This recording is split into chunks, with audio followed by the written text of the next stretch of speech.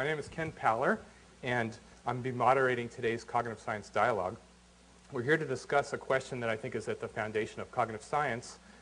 How can human consciousness be understood? And we're very fortunate to have two speakers with us today in a debate-like format. We'll have first Alan Wallace and then John Searle. I'd like to acknowledge the Cognitive Science Program for sponsoring this event. We hold these cognitive science dialogues roughly every year, and in fact, this is the fourth time in recent years that we've covered the topic of consciousness in one way or another. It's obviously a very important topic. Now, we're also holding a reception which will be in the next room, and you're all invited for that at 6 o'clock. Then at 7 o'clock, I'd like to let you know that there will also be a further opportunity for cognitive science students and others to hold a little discussion over pizza. And then one other event I'd like to announce now is on Saturday, there'll be a talk by Alan Wallace sponsored by the Chicago Tibet Center, and that will be titled, What Makes a Life Meaningful? A Buddhist View. And that's going to be 4 to 6 p.m. tomorrow in room 107 Swift Hall, which is a short walk north of here. And there's some flyers posted outside about that if you need some more information. Okay. Now let me tell you about the format of today's program. We're going to have each speaker take about 25 to 30 minutes to make a presentation. First, Alan Wallace with a view from the east, and then John Searle with a view from the west. And then each speaker will have time for a rebuttal, and after that we'll be opening the floor for questions from the audience. Before all that, I'm going to take about 10 minutes to share a little bit of my point of view and tell you why I decided to invite these two speakers here to Northwestern to discuss consciousness in the first place. Perhaps at the root of some of the difficulty of dealing with consciousness is this idea from Western philosophy known as the mind-body problem, the tremendous difference there is between two things, the things we commonly refer as mental, private, subjective events, and physical things, the physical world. So John Searle's charge today will be to try to describe his approach to this problem, and I'm sure he'll point out that we come to this problem from a Western philosophical tradition, this dualistic perspective of these different ways to think about mental and the physical, strongly influenced by certain philosophers from the past. I guess to say more would be putting the cart before the horse, so I'm going to leave that to John. But Searle's view is that there's really nothing mysterious about consciousness, nothing spooky at all. Consciousness is caused by neurobiological processes in the brain. It's just a natural biological process, so we shouldn't think about it as if it's something spooky. And really, if you just look at the cover of John Searle's latest book, Mind, you can see right away nothing spooky here at all. Levitation. Well, how do these issues connect to our contemporary investigations of consciousness in cognitive science and also in cognitive neuroscience, where we often take measures of the brain in action and try to relate them to subjective experiences of various sorts, perceptions, vision, sight, memories, emotions, and so forth. Well, often we rely on a working hypothesis, some assumption that there are causal relationships between mental phenomena and brain processes. Sometimes we even refer to mind/brain. And yet there are many people that have doubts about this agenda, no less the editor of Science, who recently wrote in an editorial that he thinks it's unlikely that our knowledge about the brain will deepen enough to fuse it with the mind. I'm not sure exactly what he means by that. I wish I did know. But he seems to be skeptical that we'll ever learn enough about the brain to really understand the mind. And well, certainly we need more than a bottom-up approach from neuroscience. We also need cognitive analysis, so we need both cognitive science and neuroscience, and really we somehow need to bring human subjective experience to the table if that's what we ultimately want to understand. So now let's see what Buddhism might bring to the table too. The contemplative methods in fact represent an empirical approach to understanding the mind. If you aren't familiar with Buddhism, you might be surprised to know that Buddhists are apparently quite willing to modify their views in the face of empirical evidence. And as the Dalai Lama has stated, Buddhism and science are not conflicting perspectives on the world, but rather differing approaches to the same end to expand our knowledge and understanding. And further, if science proves facts that conflict with Buddhist understanding, then Buddhism must change accordingly. So certainly there's room here for a dialogue between Buddhism and science. The term meditation actually refers to a whole set of different methods that involve training the mind. So meditation may help with stress reduction, but that's not really the point here. Rather, we're interested in how people can develop some keen abilities to control and monitor, understanding their focus of attention and their emotions and their whole inner life, really, with many ramifications. Now, in our labs at Northwestern, we're beginning to take note of what can happen in such circumstances. And one reason that's of interest is that we may be able to make use of these expert observations of the mind and perhaps provide some novel perspectives on consciousness. So Alan Wallace's charge today will be to tell us what Buddhist thought has to offer to help us in using introspection to gain insight into private subjective experience. Now, I'd like to also point out one example of potential connections between Buddhism and cognitive science close to home related to my research in memory. And an important topic in memory research is this idea of implicit memory. So that is, memory can influence our behavior in many sorts of ways, and sometimes that happens without our explicit awareness that memory is operative, and that's implicit memory, and there's also parallel implicit phenomena with respect to perception and motions and so on. And we've been able to enhance our understanding of conscious memory by looking at it and inspecting how it differs from various kinds of implicit memory. Implicit memory really isn't the same as the Freudian unconscious that's related. It's also related a bit to this idea from Buddhism of habitual tendencies. The habits and the predilections that largely determine how we act in certain circumstances and really how we think.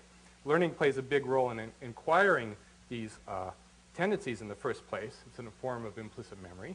And psychotherapy, or sometimes we can figure out through psychotherapy, are there means how to adjust these tendencies. It's really, new kinds of learning, new learning in those cases. So consider this statement from Mathieu Ricard: all thoughts of attachment and aversion arise from previous conditioning.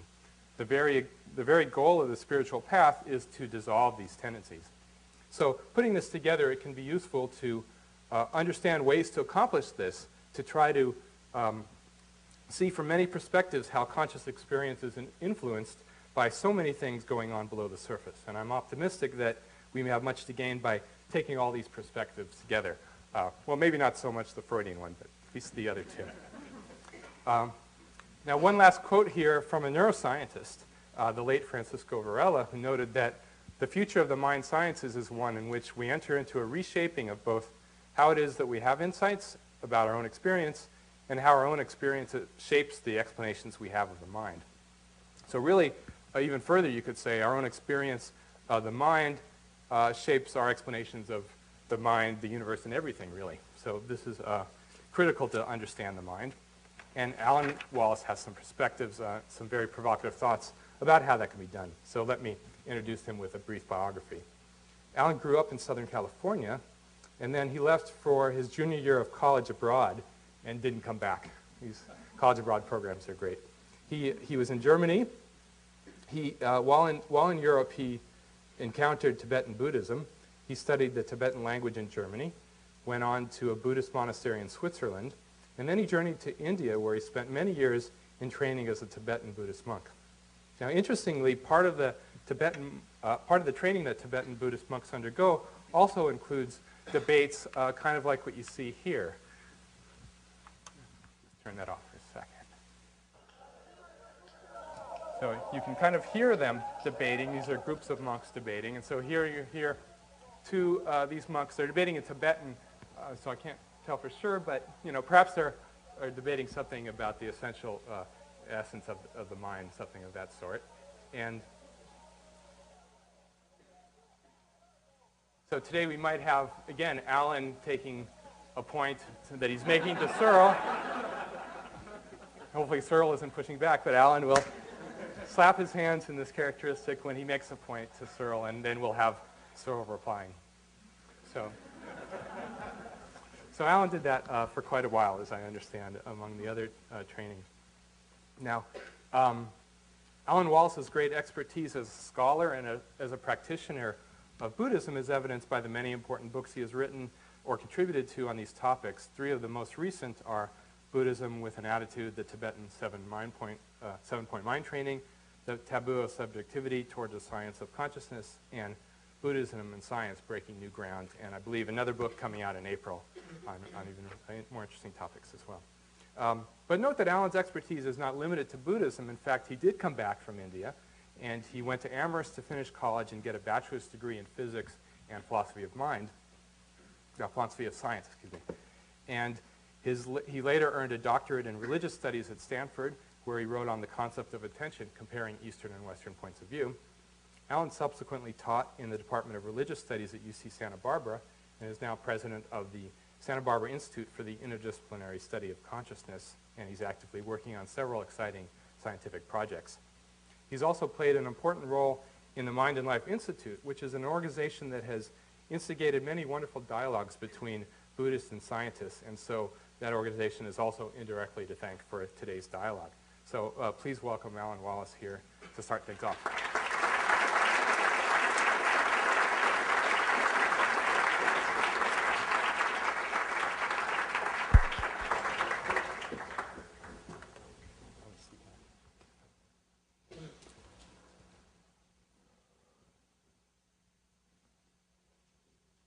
Well, I'd like to thank Ken and everybody who worked with him to make possible today's engagement, which I'm very much looking forward to. I'm delighted also that John Searle has been able to join us for this. Very much looking forward to our conversation, whether it's debate or collaboration, we shall see. The topic that I'd like to address today, as you can see from the title, is metacognition. The old term was introspection, which has been so tarnished that I don't use it much anymore, but metacognition is still a scientifically legitimate term, at least the last I heard. So what possible role might there be for metacognition, our direct experience, observation of, and reporting of mental states? This can be a little bit quieter, it'd be good. And how this may pertain to the study of the mind. To place this in a little bit of historical context. To my mind, I think we've had three major revolutions in the history of science since the time of Copernicus. The first one, of course, was that of Copernicus, given an enormous amount of momentum by Galileo, so the Copernican revolution, the initial scientific revolution. And I would suggest among the various key factors that facilitated or enabled this revolution in our understanding of the physical world was the fact that Galileo took a previously discovered or developed device, namely the telescope, refined it, and then used it in unprecedented ways, directing it to the moon, the sun, the stars, the planets, and made a number of observations, really started the science of astronomy. Until then you had astrology, you had generations and generations of astrologers who were allegedly very expert at studying the correlates between terrestrial and celestial phenomena, but we'd have to say at best they were folk astronomers, whereas Galileo brought this fully into the realm of science with the telescope, and of course there are other aspects as well. But the point of mentioning this here right now is that in order for there to be astronomy, a scientific study of the moon, the stars, the sun, the planets, and so forth, you must have very rigorous, precise, reliable, penetrating ways of observing the phenomena themselves that are under investigation. Simply studying correlates is inadequate. That leaves you with astrology, but no astronomy. So we had a scientific revolution in the physical sciences. Van Leeuwenhoek, the Dutch researcher, let's call him, used the microscope, used it in unprecedented ways to start observing, making precise observations of minute life forms. He by himself, just having the microscope, did not initiate a revolution in the life sciences, but that was crucial. It wound up eventually being crucial. A bit lower? Good. Coming on too strong? How is that? Is that better? How is that better? Is that better in the back? Yes? Comme ci, comme ça? Okay.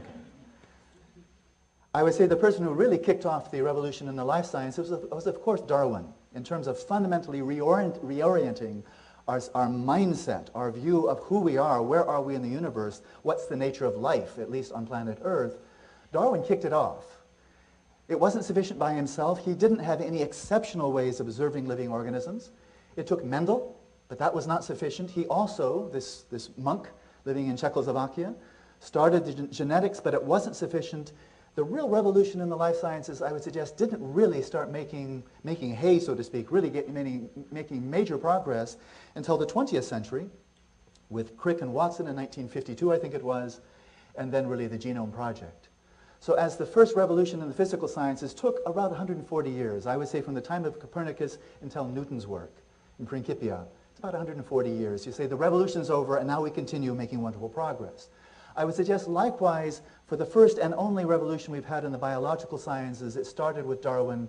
I would say the revolution itself has come to culmination with the Genome Project. We've had a second one, which I'll allude to only very briefly, in the physical sciences. It is the physical sciences are the most mature of our sciences. And we've already had a second one.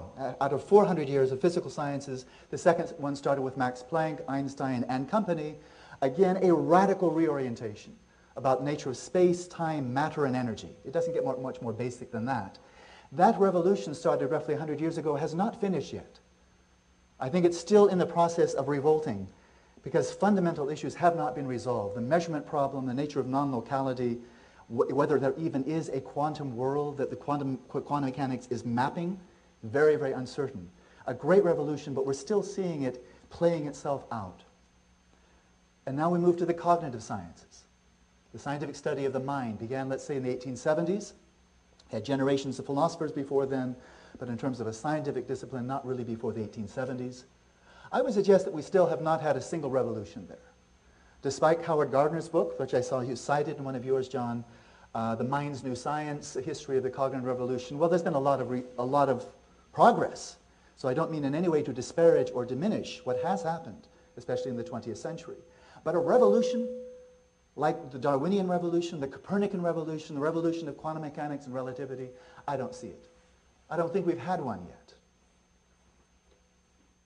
For both the physical sciences and the life sciences, telescope, microscopes, and a myriad of other modes of observation to observe the phenomena themselves, meticulously, probingly, in depth, have been devised.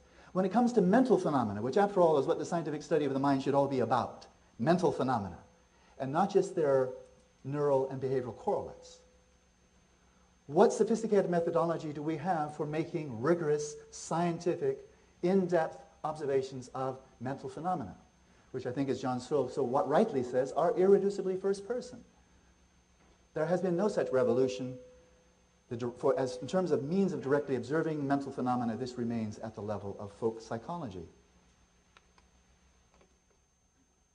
Again, a brief overview. If you try to narrow down your mind to imagine you only know about physics and nothing about biology, I think this is a true statement. I'm happy to have it challenged later when the time comes. But I would suggest, from my own studies in physics, the laws of physics alone, with no knowledge of biology at all, bracketing your mind, they neither predict nor explain the emergence of life in the universe. There's nothing there. If you confine yourself to the tools of physics, and again, bracketed out everything of biology, I would dare say that you cannot even detect the presence of life in the universe confining yourself to the methodologies of physics. You would just see pockets of anti-entropy. But life, I don't think so. They neither predict nor explain. Likewise, the laws of biology. Alone, bracketing everything you know about the mind, bracketing your first-person experience of the mind. Bracket that if you can, which of course you can't. But the laws of biology alone neither predict nor explain the emergence of consciousness. What are its necessary and sufficient causes? Don't know. What's the nature of consciousness? Don't know. What does it do? Don't know. Is it predicted or explained? No. For there are many who believe that it will, but that is a promissory note, which Donald Kennedy doesn't seem to buy into, but many do. So I'll quote my esteemed colleague, John Searle, when he comments the specifically mental aspects of the mind, that which makes them uniquely mind, conscious events, subjective, qualitative, the specifically mental aspects of the mind can be specified, studied, and understood without knowing how the brain works. Even if you are a materialist, you do not have to study the brain to study the mind. And I know a number of psychologists, like Paul Ekman, who would go right along with that. That doesn't mean don't study the brain. Why should you? Why should you cut off one of your arms? But the brain alone will not suffice. William James, aware of this about 110 years ago, commented, psychology indeed is today hardly more than what physics was before Galileo. Now, of course, that was 110 years ago. I think that was in 1890. But in terms of the direct observation of mental events, I think it's still a fair statement. We don't have a telescope for the mind. John Searle comments, in ways that are not at all obvious on the surface, much of the bankruptcy of most work in the philosophy of mind and a great deal of the sterility of academic psychology over the past 50 years, I think one could say the last 130, have come from a persistent failure to recognize and come to terms with the fact that the ontology of the mental is an irreducibly first-person ontology. A statement that I heartily endorse. So this brings us to what we can call metacognition. William James called it introspection when that was not yet a dirty word or a disparaged word. And he comments in his masterwork, The Principles of Psychology, introspective observation is what we have to rely on first and foremost and always. The word introspection, or we've glossed it in modern context, metacognition, need hardly be defined. It means, of course, the looking into our minds and reporting what we there discover. Everyone agrees that we there discover states of consciousness.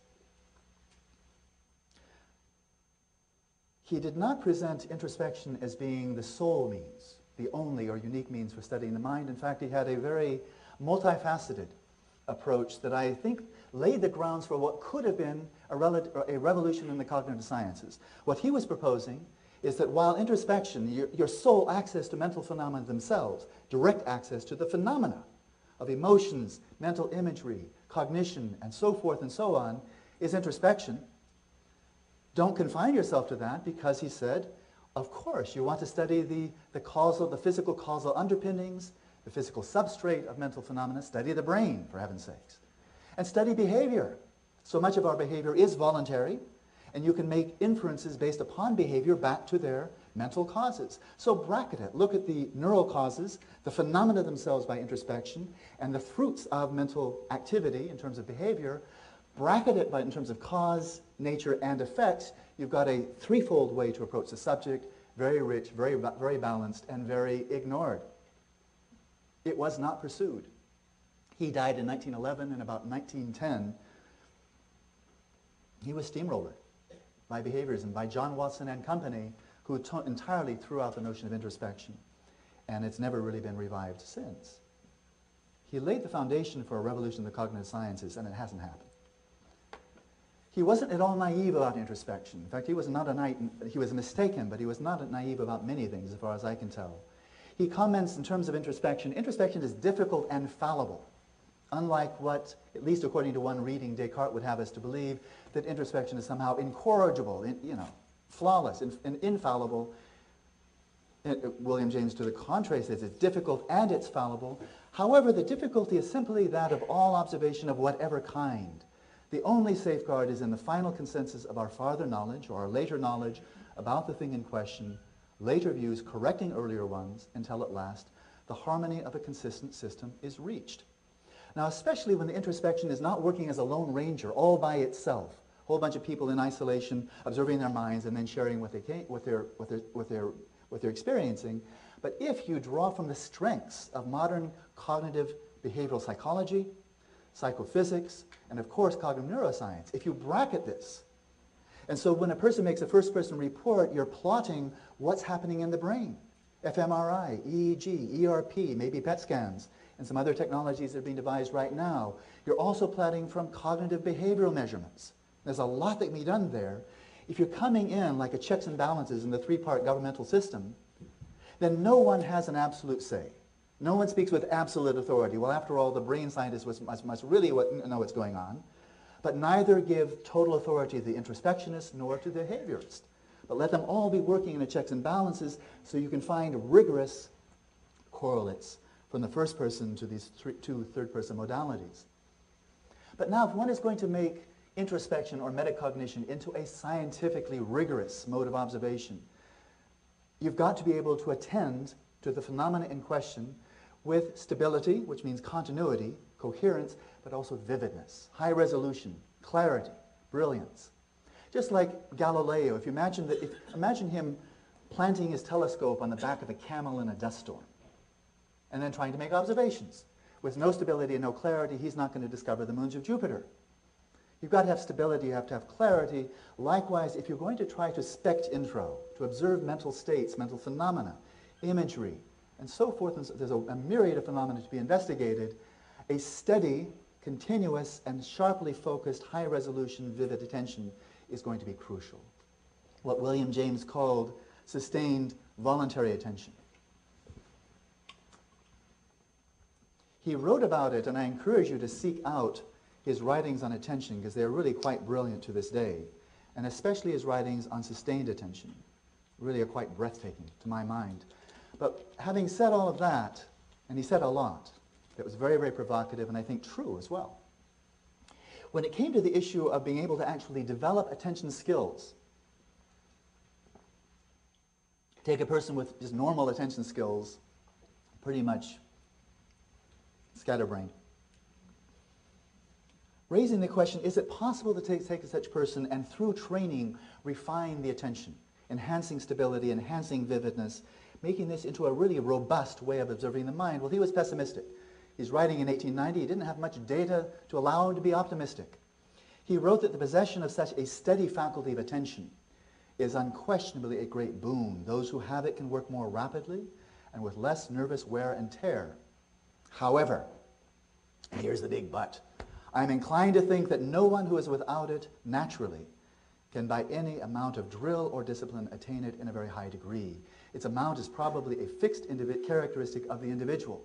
And he commented elsewhere that if there were an education system that could train students to develop attention skills, he said that would be the education par excellence. But he didn't know how to do it. And living in Victorian Boston, he didn't have much help. So he ends on a pessimistic note. And I hope that has not thwarted research in this area, but I was really quite astonished to find, about a year and a half ago, when I was with John Cohen, a cognitive neurophysiologist from Princeton, who spent his life studying attention. He said there's basically been no research on ways of developing attention skills above normal. And what are the brain correlates? What are the behavioral correlates? What are the benefits, if any? What downsides? I find that astonishing, because attention is so obviously important. If it's plastic, the plasticity of attention is so obviously important. Impaired attention is so obviously detrimental. How that fell through the cracks, I think there are reasons, but I find them very weird. So we failed. Introspection, the first-person observation of mental events, remains at purely a level of folk psychology. We've made no progress in developing attention skills, and judging by the epidemic now of ADHD, it looks like we may be taking giant steps backward as a culture, as well as those who specifically have ADHD. But just because we've failed, does that mean that every civilization on the planet for the last 5,000 years has failed? There are many who are quite happy to assume so. That is, if we didn't do it, after all, who could have? Which is kind of quaint, but I think rather outdated now, that we do actually have telephones and we have a lot of material in English and we can actually fly. So 2,500 years ago, this individual, Gautama, the Buddha, he took, like Galileo, he took something that had already been developed. In Sanskrit, it's called samadhi, which means exceptional states of attentional focus. And there were disciplines for developing that were probably very old at his time. 2,500 years ago, we expect at least 500 years. Because according to the accounts we have of that time, they were very well developed at his time, but it seems that they were taken as ends in themselves. You develop a deep state of samadhi, of deep meditative calm, focus, mental stillness, luminosity. Lo and behold, it winds up being blissful. And then you hang out. And you call it moksha. You call it liberation. You say, I'm enlightened. Because after all, there you are, just, drinking at the well of bliss that is not contingent upon external stimuli. Very nice. But what the Buddha, having accomplished these states very rapidly, it seems like he was quite a prodigy, what he discovered is that there was no profound transformation. That if you come out of samadhi and you're basically back in the same soup that you were before you went into samadhi. And he wasn't satisfied with that, so he, I think, was really a revolutionary. I think the first cognitive revolution really took place about 2,500 years ago, but we had no part in it. He took these methods of extremely refined focused attention and then applied them in unprecedented ways to exploring states of consciousness origins of consciousness, nature of consciousness, and the relationship between consciousness and its myriad objects.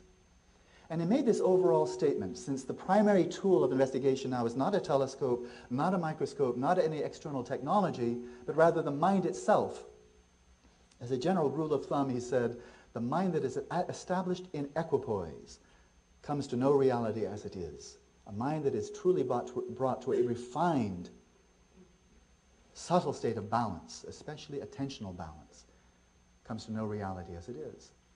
So we come back to attentional training, where William James threw up his hands in despair.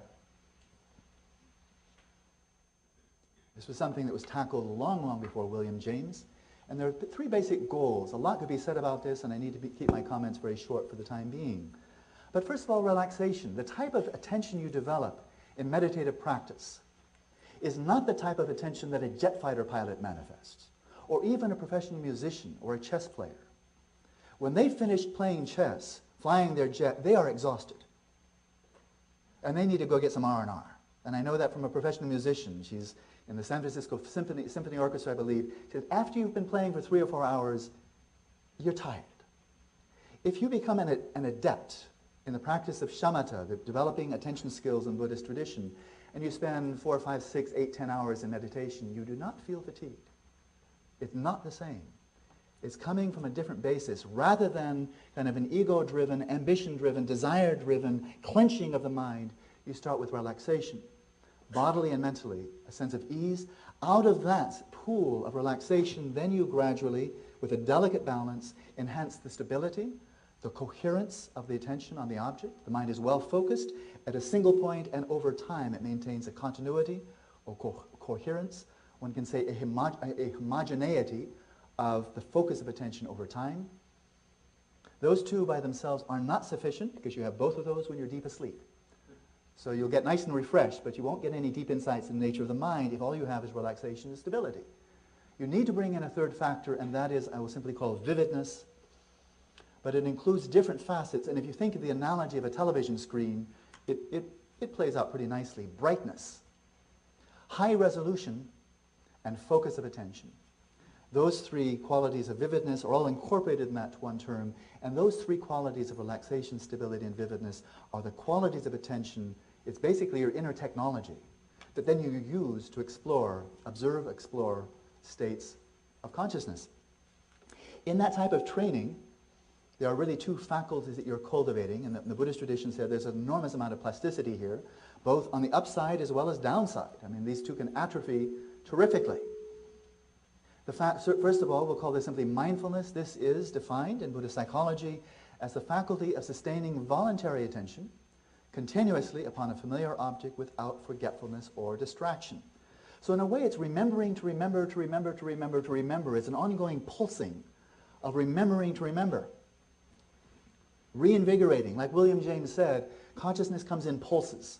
And so it's a homogeneity of pulses of awareness that keep attentive to the chosen object. One could think that would be sufficient. You develop that and then enhance the clarity and you're home. Except it's really not in practice. And that is, if you should develop just mindfulness, it's like having a storehouse full of jewels and no person to guard the door. So if somebody comes and steals all your jewels, you don't even notice. And so this meta-attention, this is a subcategory of metacognition, this is specifically our faculty, which I think you can all quickly identify does exist. The ability to monitor the quality of your own attention.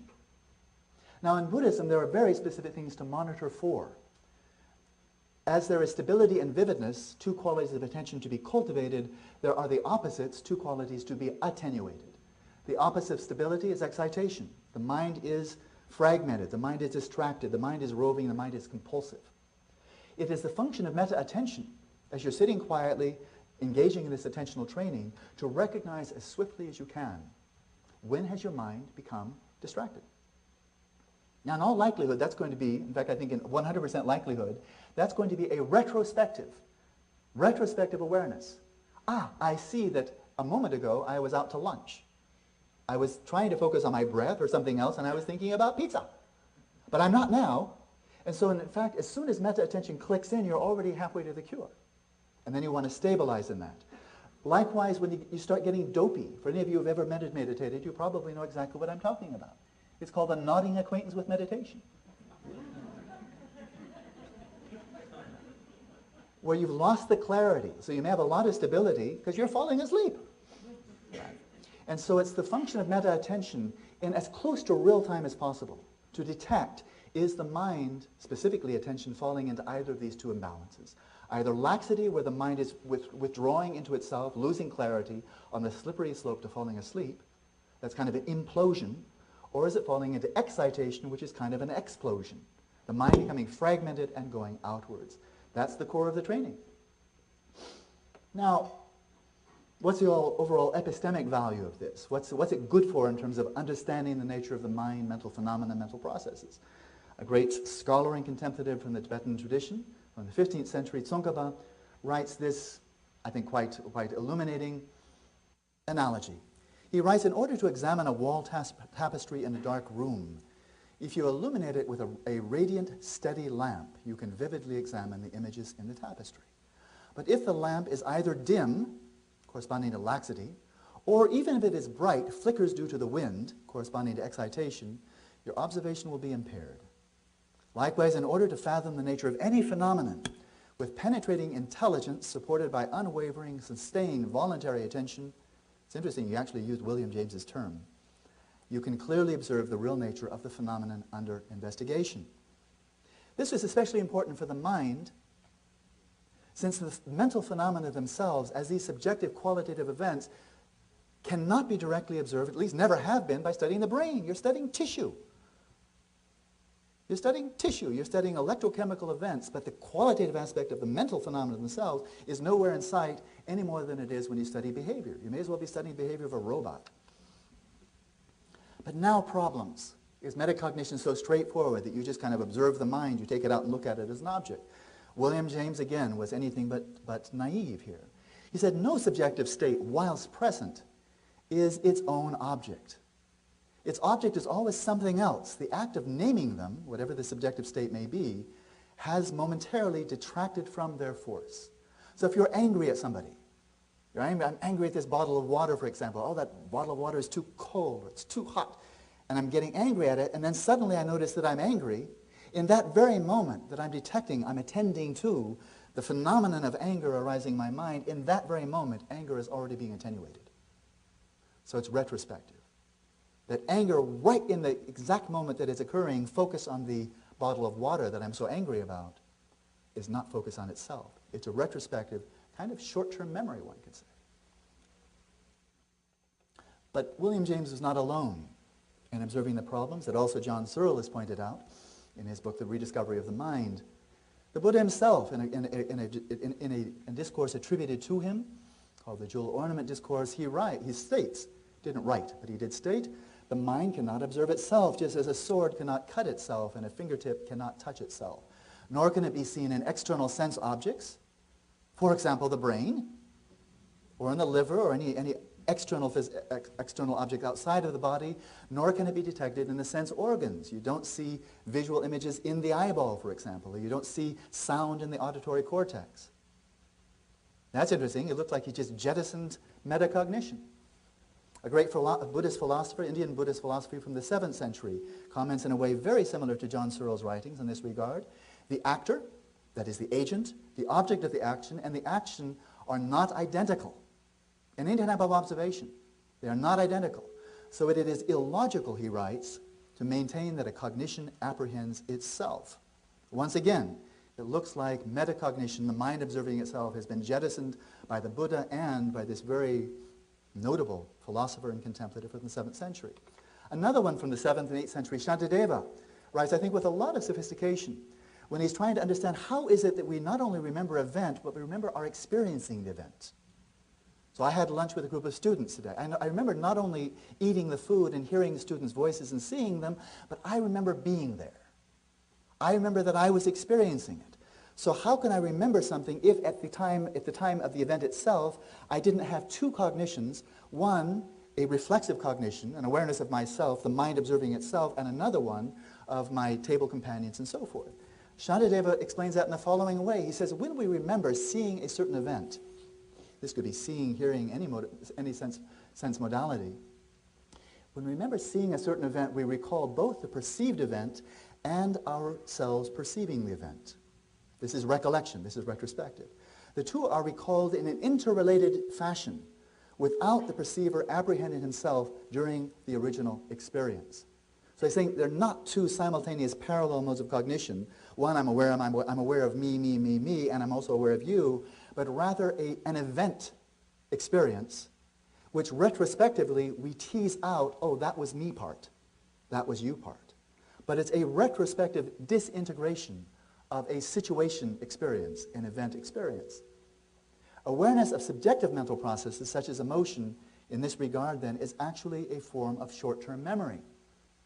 As soon as you are aware that you're angry, you're now engaged. Maybe it's only a 1/10 of a second lapse in time, but you're remembering, not getting something in real time. And that goes for a lot of other subjective mental processes. You can observe them, but don't expect to get them in real time. Now, that's not really terrible news. When I gaze at the colors of your foreheads, of your clothing, and so forth, I'm not getting them in real time. Pretty close.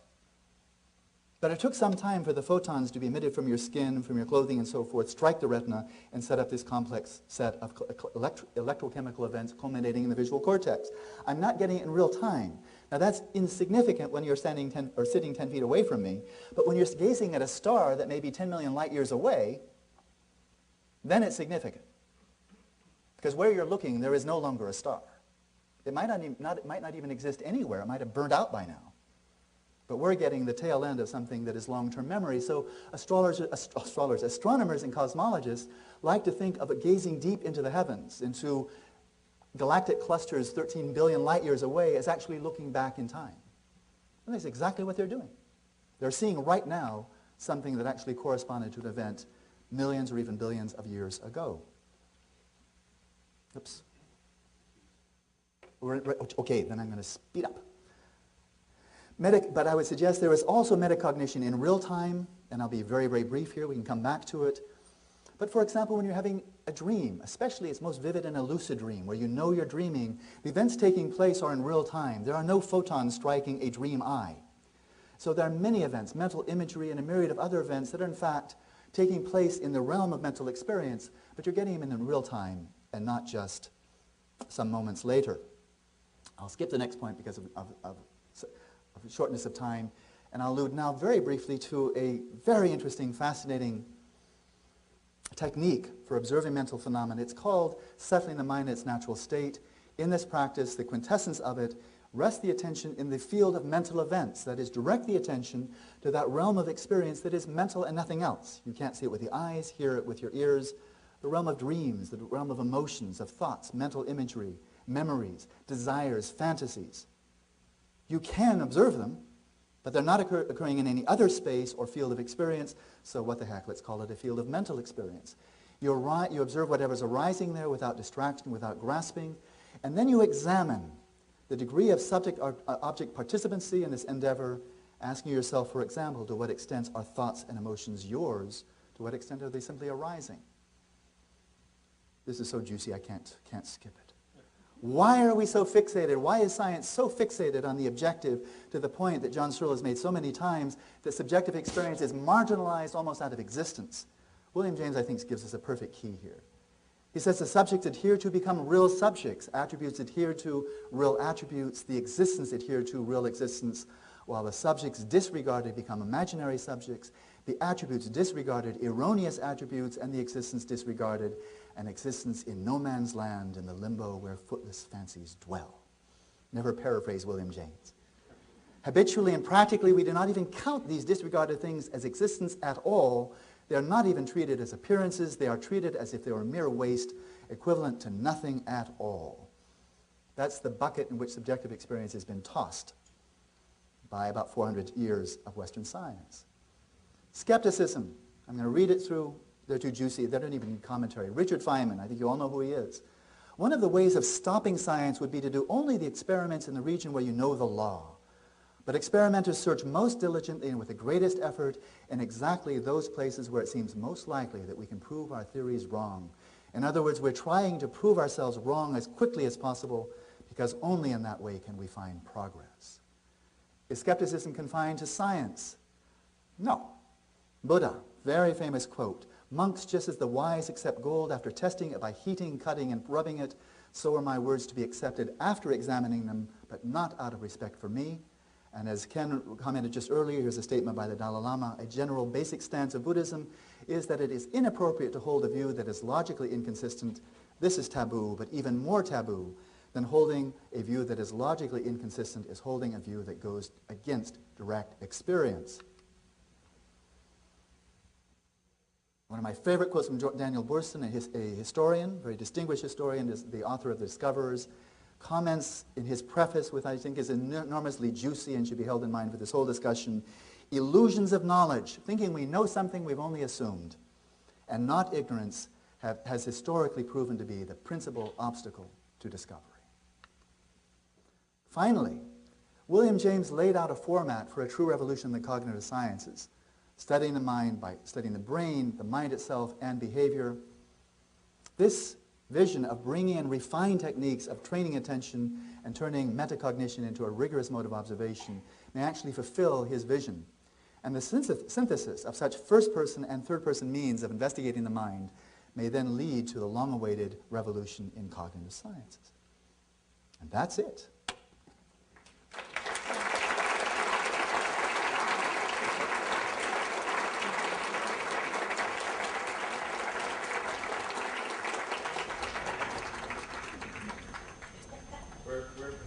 We're very fortunate to have John Searle with us today. Am I picking up that?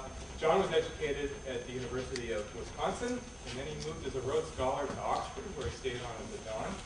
After that, he came to Berkeley, where he's been ever since 1959, and now the Mills Professor of Philosophy at Berkeley. We're thankful that he's really been a key force in cognitive science for years, and he's also been a very influential philosopher, a widely recognized authority on philosophy of mind, and has authored many important books. I can highly recommend his recent book called Mind, A Brief Introduction. John has described doing philosophy this way. He said once, it's like getting up every morning and running your head against a brick wall, and then you keep on doing that every day until eventually you make a hole in the wall. And that's what he says it feels like. And we're thankful he's continued to do that hard work. Fortunately, he wears a helmet. So we're very pleased to have him today to come up and tell us about his views on consciousness.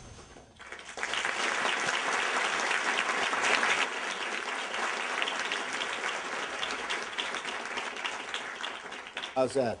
Okay, terrific. Well, look, I'm somewhat at a loss because I was invited to a debate. But to have a debate, you got to have an issue you're debating, right? Or at least you got to have a disagreement. And I was astounded to discover that I'm supposed to represent something called the West. Well, it's too early and I'm too far east.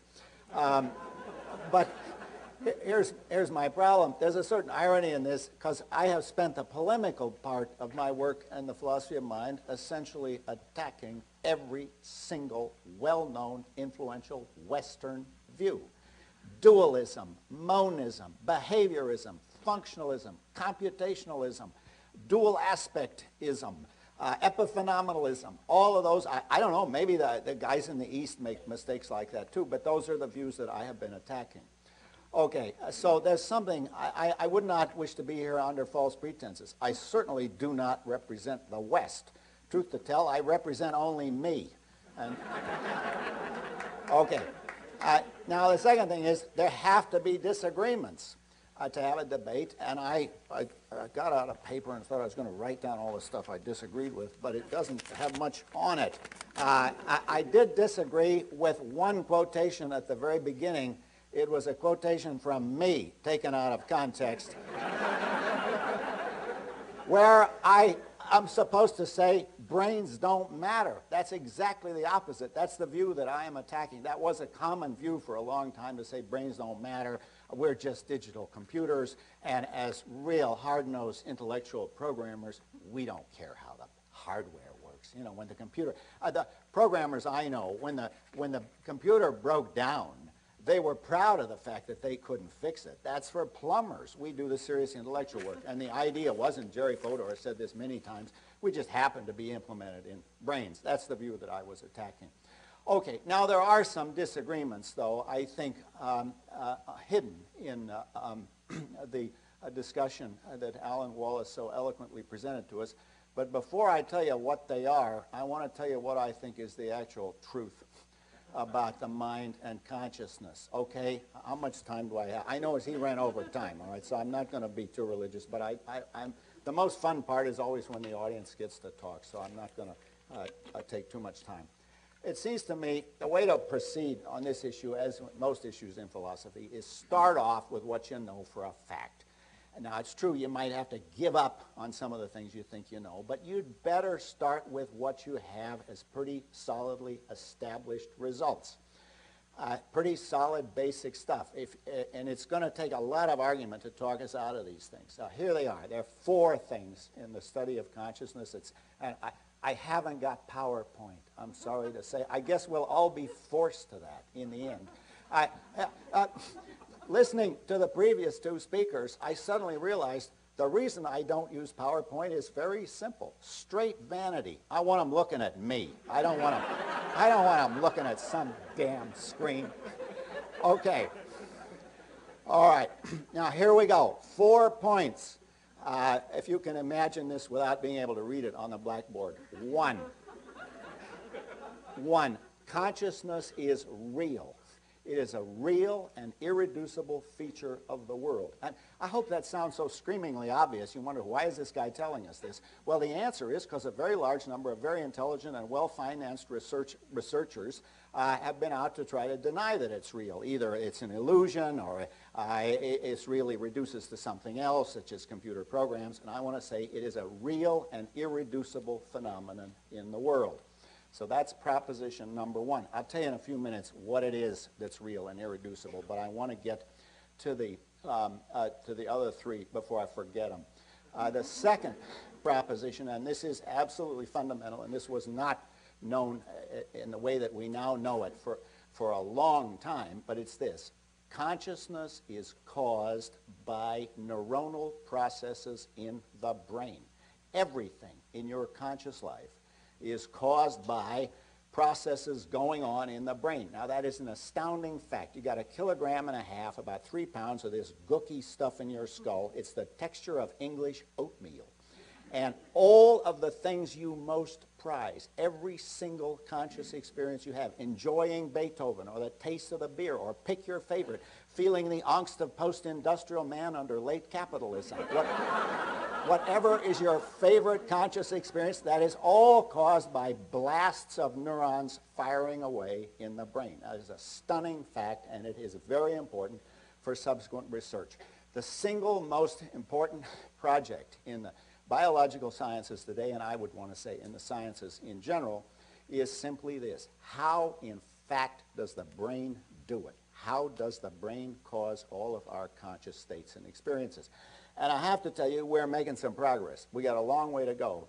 But when I first got interested in this subject, I went over to San Francisco and talked to the guys in the medical school and told them, come on, why don't you guys get busy, solve the problem of consciousness? How does it work in the brain? And the general answer was, that's not science. As one guy said to me, it's okay in my subject to be interested in consciousness, but get tenure first. Get tenure first. And there has been a seismic shift. It's now possible to get tenure by doing research on consciousness, and that is an important shift in the intellectual climate that we live in.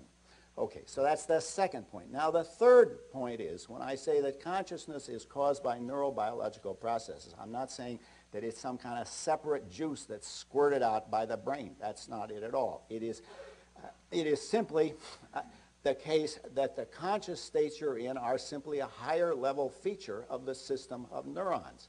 So the neurons are firing away, but the way they're firing away causes it to be the case that the whole system is in a conscious rather than an unconscious state.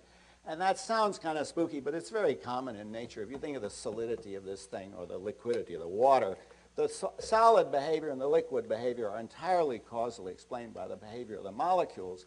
But of course, liquidity isn't something squirted out by the molecules. I can't say, here, I'll find you a wet one and we'll look for a dry one. No, it is just it's the state that the system is in. Now, there are certain disanalogies between liquidity and solidity on the one hand and consciousness on the other, and that has to do with some of these really remarkable features of consciousness. Namely, it has a first-person ontology. I'm going to get to that in a minute. Okay, we got three propositions out there. One, consciousness is real. Two, it's caused by brain processes. Three, it is a higher level or system feature of the brain, not of any individual neuron, but of big chunks of the brain, and you can have a consciousness in half a brain. In hemispherectomies, I'm not recommending that you do this, but it's possible to be conscious even with a rather diminished brain. But it is a feature of the system. The fourth proposition is equally important, and that is consciousness as a real feature of the real world functions causally. Now, there's always some guy who'll tell you, well, consciousness can't make any difference to the real world. It's this sort of touchy-feely, airy-fairy thing. How can it actually move anything? I think in terms of very simple examples. You want to see consciousness affect the real world? I decide to raise my arm and the damn thing goes up. Now, that's a remarkable fact. My decision caused my arm to go up. And notice a very important point. We'd never say, well, that's the thing about the old arm. Some days she goes up and some days she doesn't. That's not it. It's up to me. It's entirely in my conscious control. Okay, now if you got those four propositions under your belt, I'm inclined to say, well, let's go home, because that's really what I want. That's the message I want to get across. But now let me go into a little more detail, and then maybe I can join with some of the issues raised by Alan. And by the way, when I run out of time, I want you to start screaming and hollering. Okay. Okay. All right. Now, I said consciousness is real. What is it? Now, it's often said consciousness is frightfully difficult to define. I don't think it is difficult to define. I think we all know what it is. The definitions we give will not be the kind of scientific definition that you get at the end of the research. That we don't know. But look, take water. The definition of water as a clear, colorless, tasteless liquid that runs in streams and rivers and so on. That's a common sense definition. Later on, you discover it's H2O. Now, with consciousness, we're in the clear, colorless, tasteless liquid stage. But I can tell you the common sense definition that identifies the target. Consciousness consists entirely of those states of awareness or feeling or sentience that typically begin in the morning when you wake up from a dreamless sleep, and they continue throughout the day until you go to sleep again or fall into a coma or die or otherwise become, as we would say, unconscious. And on this definition, dreams are a form of consciousness, in many respects quite different from waking consciousness, but nonetheless they have this, there are these feelings of awareness or sentience or experience that goes on. Now, some of the striking features of consciousness so described are, first, it is qualitative. There's a qualitative character to every conscious experience. Drinking beer feels different from listening to Beethoven's Ninth Symphony, and both of those feel different from scratching your head. There's no question that consciousness has a qualitative character. Secondly, in virtue of this qualitative character, it is subjective in the sense that it only exists as experienced by a human or an animal subject. Now, this bothers a lot of people because they have a bad syllogism that goes as follows. Science is by definition objective. Consciousness on your definition is subjective. Therefore, there cannot be a science of consciousness. That's a fallacy. It's called a fallacy of ambiguity. The word subjective is being used in two different senses. This is an important feature of our intellectual culture, the difference between objectivity and subjectivity, so I'm going to take a couple of seconds to explain it. You need to distinguish between the epistemic sense of the objective-subjective distinction and the ontological sense. Epistemically, a proposition or a claim is said to be objective when it can be established as a matter of fact independently of people's feelings and attitudes. A proposition is epistemically subjective when it can't be. So to take an example, if I say Rembrandt was born in 1606, that is an objective matter of fact. If I say Rembrandt was a better painter than Rubens, well, I find it hard to imagine anybody disagreeing with that, but all the same, it is a subjective matter of opinion. But in addition to that distinction, the epistemic sense of objectivity and subjectivity, there's an ontological sense. Most of the things in the universe exist regardless of anybody's feelings, mountains and molecules and tectonic plates. But there are an interesting class of entities that are important to us, namely our conscious states. And they only exist as experienced by a human or animal subject, and for that reason they are ontologically subjective. Their existence is subjective. Now here is the point of belaboring this. The fact that a domain you're studying is ontologically subjective does not prevent you from getting an epistemically objective science of that domain. You can have a science of consciousness. I'm always amazed to read philosophers who say it's impossible to have a science of the subjective. But all you got to do is go on a university bookstore and pick up any textbook on neurology. And these doctors, they have to deal with patients who are really suffering. They can't think, well, philosophically it's impossible to explain. The guy's really depressed. You got to do something about it. So this is a case where you're trying to find an epistemically objective science of a subjective domain. Okay, now we've got qualitativeness and subjectivity. A third feature, which is amazing, is unity. And Immanuel Kant made a big deal out of this with his usual gift for catchy phrases. He called it the transcendental unity of apperception. And in the brain sciences, it's called binding problem. But basically, here's the point.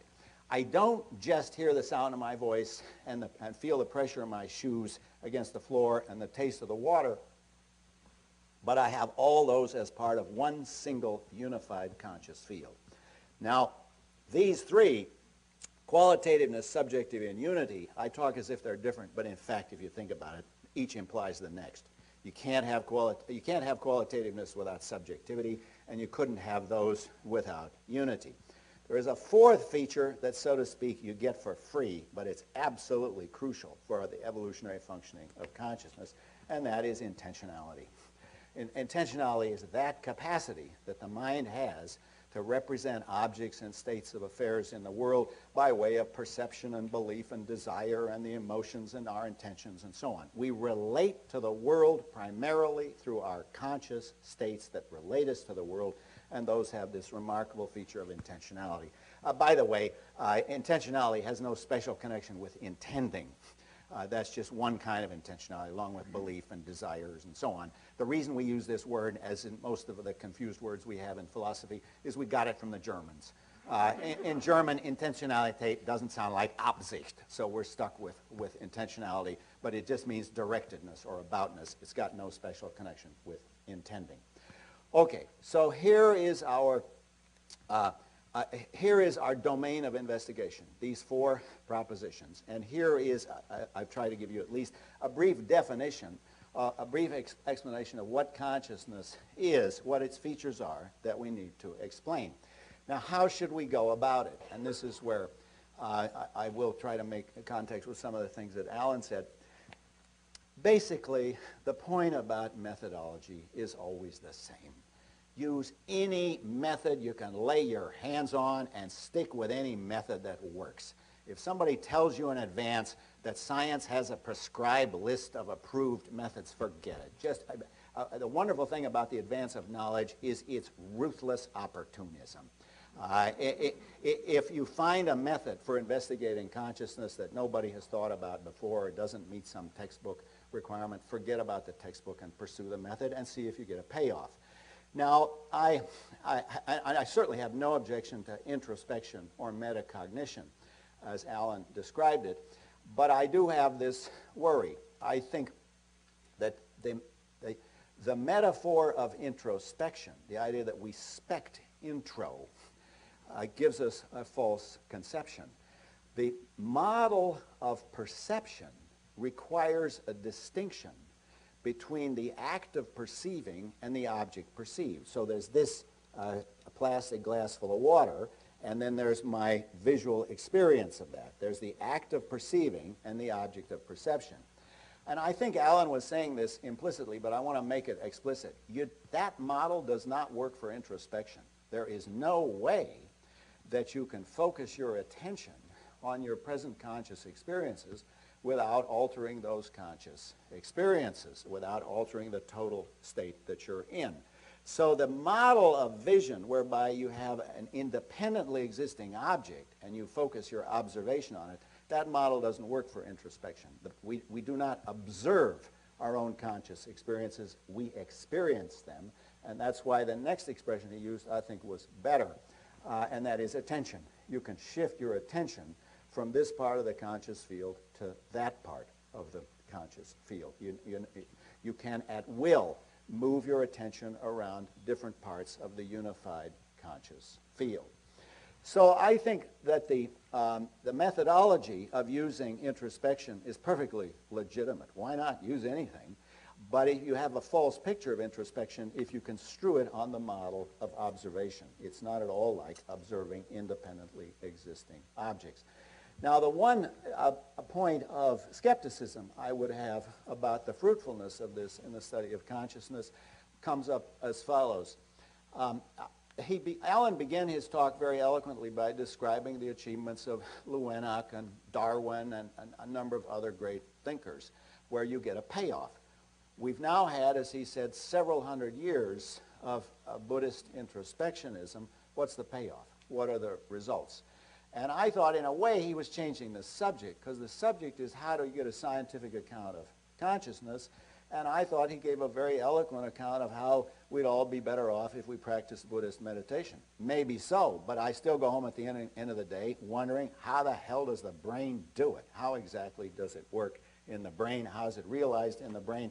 And how does it function causally in the production of my behavior? So as I said earlier, use any method you can lay your hand on and stick with any method that works. But if we've had 500 years or however many hundred years, I forget, of using Buddhist methods of introspection, I don't see the payoff. But maybe there's something that he hasn't told us yet. That isn't to say you might not get a payoff eventually, but I would feel you're making a big mistake if you think you can forget about brain science and do Buddhist meditation if you want to understand consciousness. We're going to have to know an awful lot about the brain. Okay, now everything I've told you so far, I hope, is kind of screamingly obvious. Why then do I have so many, why then am I always involved in arguments? I mean, why is it so many people seem to disagree with me? Well, I'll tell you what. We are the inheritors of an amazing tradition. It is not a tradition where I can say that I share all of its main tenets, but I will tell you the names of some of the major disasters that have occurred. For the purposes of this discussion, the disasters begin with Descartes. We could trace it back to Plato, but I think it's Descartes who is responsible. And then from Descartes, I shudder to say these, but anyway, you have a sequence of disasters that includes Locke, Berkeley, Hume, Descartes, Leibniz, and Spinoza, and then Kant, and then after that, all hell breaks loose. And you have Hegel and a very large number of German philosophers whose names start with H. And I will not tell you the entire list. Okay. Now, what are some of the features of this tradition that have blocked our understanding of consciousness? Well, let me mention, I'll mention four briefly. Can I do that? Okay. I don't want more time than Alan got. Okay, I was complaining about how much time he got. All right. First, we have this idea that the mental and the physical are in two different ontological realms. I think that's the wrong way to think of it. What we call the mental, in particular consciousness, is just a biological feature of our our biological system in a way that growth and digestion and secretion of bile and photosynthesis and mitosis and meiosis are all biological phenomena going on in the real world. We ought to think of consciousness as a natural part of the natural world. There can't be any question of naturalizing consciousness. It already is natural. But it's hard for us to think that way because we've inherited this dualistic conception that we live in two different realms. We live in a mental realm and a physical realm, and I am trying to militate against them. I'm trying to get you to see, no, we live in exactly one realm, and it includes consciousness the way it includes digestion or growth. As my colleague Donald Davidson used to like to say, we live in one world at most. We do not live in two worlds or three worlds. So we're in a world, and it seems that the most basic features of this world are entities that we find it convenient, not entirely accurate, to call particles. They're the basic entities of physics. Some of those are organized into systems, most of them, where the boundaries of the system are set by causal relations. Some of those systematically organized particles are parts of systems that have a heavy carbon molecules in them. They have heavy carbon-based molecules containing a lot of hydrogen, nitrogen, and oxygen, and some of those have evolved over evolutionary time, roughly speaking 5 billion years. That's quite a long time, and they have evolved into our present plant and animal species, and among those species are some that have a special kind of organic structure, the neuron, and some of those us and certainly the higher animals are conscious. But that's the basic story of how consciousness fits in with the rest of the world. It is caused by and realized in neurobiological systems, and it is a result of, historically speaking, of a very long period of biological evolution. Okay, I used to think that was the only mistake. If we could just get people out of the dualistic assumptions, then we'd be home free. But there are some other assumptions as well that I want to call your attention to. Another assumption that we make that's mistaken is we have a mistaken conception of reduction. And a lot of very good scientists like to assure me science is reductionist. Science is reductive. We've got to reduce everything to something else. So the liquidity really doesn't exist. It's just molecules rolling around on each other in a random fashion. And solidity doesn't really exist. It's just the vibratory movement of molecules in lattice structures. Now, what's going on here? Well, it turns out there's several different senses of the word reduction. I listed, in a book I once wrote, I listed half a dozen different senses, but I won't go through it here because we don't have that much time. But basically, I want to say this. You need to distinguish a causal reduction where you find out the causal basis of something.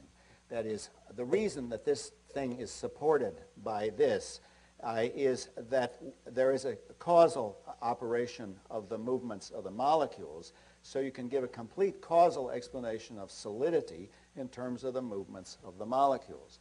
But in addition to causal reduction, where you show that something is entirely caused by something else, you have, in our tradition, we make a lot of this, ontological reduction, where you say A is nothing but B. The A type of entities are nothing but B type of entities. Reduction is a peculiar kind of identity relation. It's the nothing but relation. So we can say the solidity of the table is nothing but vibratory movement of molecule motions, and the liquidity of the water is nothing but random movement of molecules over each other. Now here's the point. Typically in science, we make an ontological reduction on the basis of a causal reduction. If you get a complete causal account of liquidity or solidity or genes, pick your favorite, then we will say, well then, the liquidity or the solidity is nothing but the reducing phenomenon. And to do that, we make a kind of redefinition. We say what matters about solidity is not how it feels, but the underlying structure. You carve off the surface features and throw them out. And that's not a trivial move. It's that enables us to say the glass in the window is really liquid. A stunning claim, if you think about it. I'm not sure I believe it, but chemists I respect assure me that that's really the case. The glass is really liquid. Now, we might make this move with consciousness. We might say, well, look, forget about how it feels. We're going to talk about the underlying neurobiological structures that cause the feelings.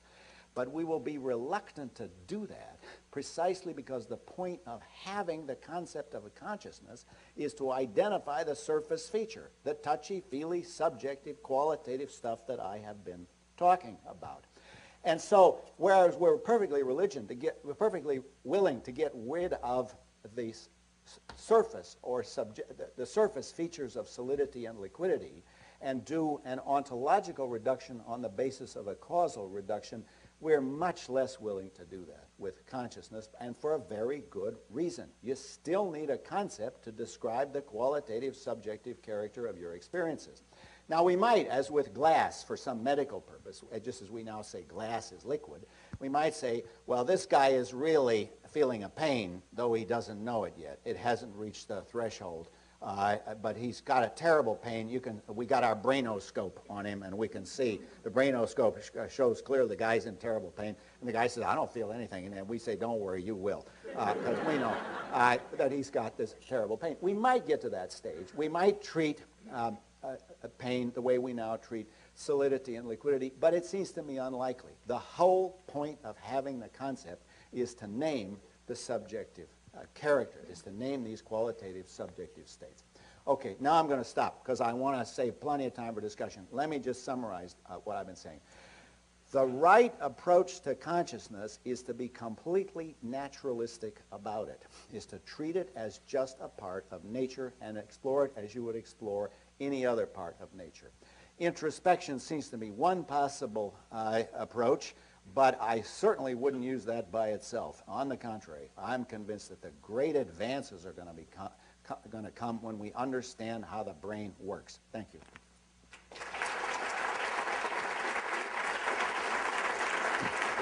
Very good. Okay. Happy to have a seat.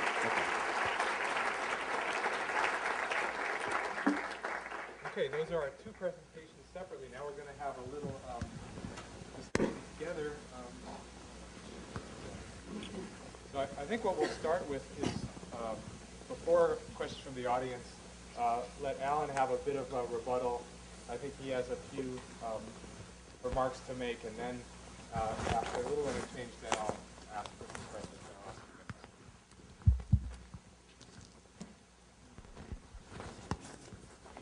I'm looking steadfastly at my clock this time. I'll try to be far more obedient than I was in the past. So I will stop within 10 minutes.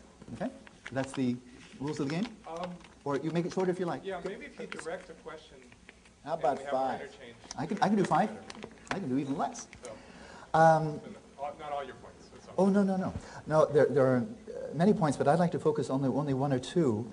And I think it's really the primary point where I think we differ, is that in terms of methodology. I mean, there are a number of ontological issues, and I would like to shelve those. I'm not really interested in pursuing them right now. But when you commented today, and you have in a number of your writings, use any technique that works. I'm all for that. We do have direct access to mental phenomena. We don't just infer them, we immediately experience them. And in fact, there are quite a number we can observe. Especially any of you who have had experience in lucid dreaming, you are specting intro. You're specting into a domain that is not a physical domain. Your body is paralyzed, your physical senses are all shut down. You are looking at a space of the mind, and you're observing what's there. Now, it's a special case, but it definitely happens. But it's not only in lucid dreaming. You can do this in meditation, but you actually have to practice it to find that out, like anything else. Mathematics, physics, you don't really learn it without doing it. So if we use anything that's effective, I'm all for that. But what is the status of cognitive neuroscience in terms of consciousness? John Searle mentioned that we have a perfectly good definition in terms of first-person experience. The only problem is it doesn't translate at all into the terminology of modern science. You have no definition, scientifically speaking, of consciousness. It does not translate into third-person terms. You call it a brainometer. Other people have called it a psychometer. Do we even have, using the neurosciences, do we have any machine that can detect the presence or absence of consciousness in anything? John Searle commented, and I agree with you, that human beings, and at least some animals, have consciousness, but how the heck do we know? When does a human being become conscious? First month? Second month? We don't have a clue. So we have no scientific definition of consciousness. We have no means of detecting it. We don't even know, as John Searle has commented in one of his books, we don't even know what the neural correlates of consciousness are.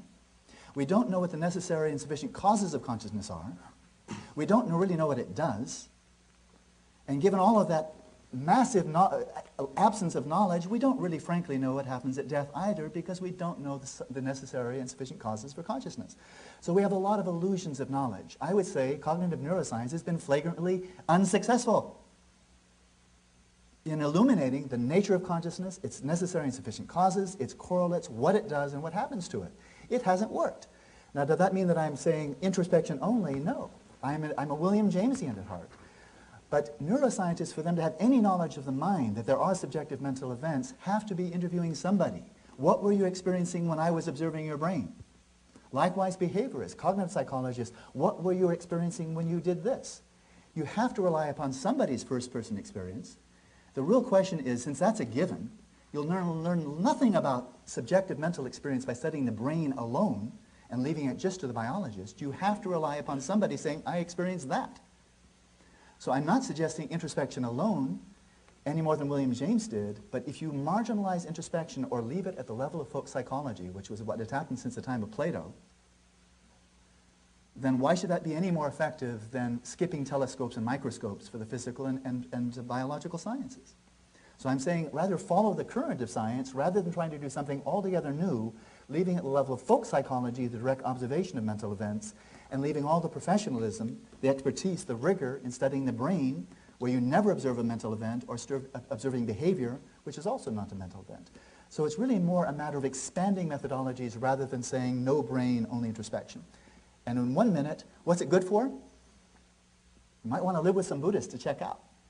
Because you don't get airplanes, you don't get technology, you don't get the dividends of external, extrospective, quantitative science and technology, but you get a lot of other dividends that are just now beginning to be studied. For example, Richie Davidson at the University of Wisconsin and others.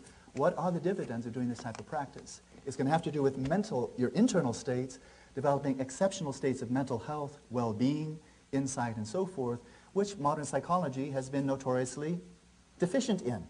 It gets you up to normal and sends you home. Why should we be satisfied with normal mental health when we're not satisfied with normal anything else? Yeah, I have the feeling that instead of giving competing answers to the same question, we're giving non-competing answers to two different questions. Could be. I want to know how it works. I want to know how the world works. I want to know how the mind works. And in order to know those things, I have to know how the brain works. Now, I think a lot of what Alan is saying is, wouldn't we all live a better life if we spent more time meditating? Maybe we would, I don't know, but that's not my worry. Right now I have I don't like these words science and philosophy, but I have a set of theoretical worries, and I can't see the payoff that has come from introspection. I mean, by all means keep trying, but I don't see, well, if you're going to list these guys, Lewenhoek and Darwin and Kepler and all, it was a huge list, and then I can tell you the payoff from that. I can tell you the great discoveries. What are the great discoveries of Buddhist introspection? Well, it improves your life. That's non-trivial, but it's not the kind of payoff that I'm looking for. Okay, now, Alan said some things now that I do disagree with. He said, well, we haven't really learned anything about consciousness from cognitive neuroscience, from brain science. I think we've learned an enormous amount. Let me give you one trivial example. It's not trivial, really, but it's one small example.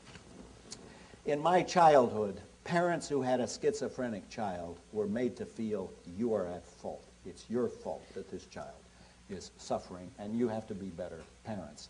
Also, they were deeply ashamed. It was a kind of scandal in the family. Now, we know quite a lot about how it actually works in the brain. And indeed, I think what is happening is that the whole area of so-called mental illness is moving more and more toward a medical paradigm. We're going to treat so-called mental illness as a problem of brain malfunction. And this is happening more and more all the time, and we're better able to cure people's suffering. Now, so I think it's just wrong to say that we haven't learned a lot from brain science. The second thing he says, we don't really know when somebody's conscious and when other people are conscious and other animals and so on. I think we know perfectly well. Let me give you an example. There's always some philosopher who will tell you animals aren't conscious, you know, dogs and cats and so on. I want to introduce them to Gilbert. my Bernese mountain dog. Anybody who knows Gilbert is conscious. I've had 4 dogs, by the way. Frege, Russell, Ludwig, and Gilbert. And there's no... Now, why am I so confident about Gilbert, that he's conscious? And people will tell you, well, it's just his behavior. That's wrong. I might build a mechanical dog that would wag its tail and jump up and down. They say, yeah, but his behavior resembles a human. Not really. Most of my friends, when they see me, don't wag their tails and lick my hands. The way that I'm so confident that Gilbert is conscious is I can see that the underlying causal structure is relevantly similar to mine. Those are his eyes. This is his ear. This is why Lyndon Johnson got in trouble when he lifted those doggies by their ears, because all of us hurt in our ears. We know what it feels like. When I first got interested in this, I read a bunch of textbooks on the brain. And one of the things that struck me in one of the textbooks was the author said, cats perceive color differently from human beings.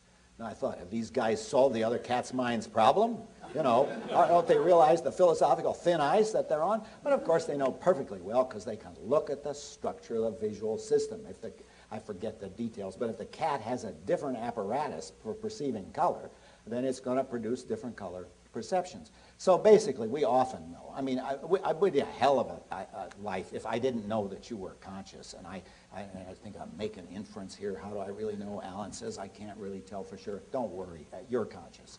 All right, so I think well, I'm not sure. I mean, I keep groping for some sort of disagreement between us, and I have the suspicion that maybe there's a hidden agenda in what he's saying that I really disagree with, and that's the idea that we don't have to take seriously consciousness as a natural phenomenon, part of our ordinary biological life, that maybe it is in some separate metaphysical realm. I reject that. I think that view has been disastrous. Okay. At this point, I'll see if there's some questions for the audience, from the audience. I'll start with you. Say you know what consciousness is. Let's say that my grandfather has left me a healthcare directive that says, pull the plug, terminate the life support when I'm no longer conscious. He's lying on the hospital bed. He can't talk. He can't communicate. He can't reliably squeeze my hand to say yes or no or blink. How do I know if he's conscious? Yeah, okay. Now, this is a very good question. And this enables me to make a point I wanted to make earlier. The way that we have now of detecting consciousness is essentially common sense, and we don't know how to deal with very strange kinds of cases. But now this is where brain sciences come in. If we had a complete science of the brain, if we had a perfect science of the brain, and we knew exactly the difference between the conscious brain and the unconscious brain, I'll give you one brief example that's close to home. On January 4th, 1999, I was skiing too fast on an icy run, KT22. I remember skiing fast, and the next thing I knew, I came to riding up again in the lift. There was a 15-minute period of my life when I skied down the mountain, made some sort of conversation with people. And how did I do it? Was I conscious or unconscious during that period? I don't know.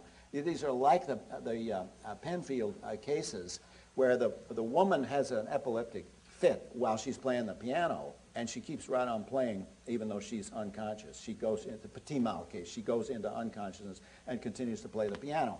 Now, how do we tell that she was conscious or unconscious? We don't know enough about brain science to know the answer to that. But the point is this. That's not a question you're going to answer by introspection. You can't get the patient, you can't say to the patient, introspect more carefully and tell me if you're really conscious. That's a scientific question, and it's going to have a scientific answer. Okay. Yes, back here, sir. Loudly. Loudly. Pain is also a subjective feeling, and there's also no objective manner, which is very similar to consciousness. But we know that there's an enormous amount of study going on about pain because it's a signal warning us that there's something wrong. Can we why consciousness, study on consciousness is so hard compared to pain? Is that directed at me? Yeah, okay. Well, pain is a form of consciousness. And when I first got interested in this, I thought, well, brain stabbers ought to get busy and figure out how it works. And I thought pain must be easy. Vision, that would be hard, but pain must be easy. And I went out and bought half a dozen textbooks on the brain. And by the way, it's an interesting literary experience. I bought the $60 jobs, big ones, and sat down and read them. And at that time, I was having debates with people in literary theory. And I discovered there's an interesting literary property to these texts. They don't tell you till you're on about page 250 that they don't know how it works. So you will learn enormous about some architecture of the Purkinje cell and the carbon rings in serotonin, and I spent many happy weeks in the hypothalamus. I recommend it. But it turns out pain is very complicated. I thought pain was going to be simple and easy, and it's not. It's an extremely complicated phenomenon, and we understand it probably less well than we understand vision. There's an enormous amount of research on vision, and we now understand quite a lot about vision. Yeah, but the thing is that for pain, we have one medicine that can interact with it.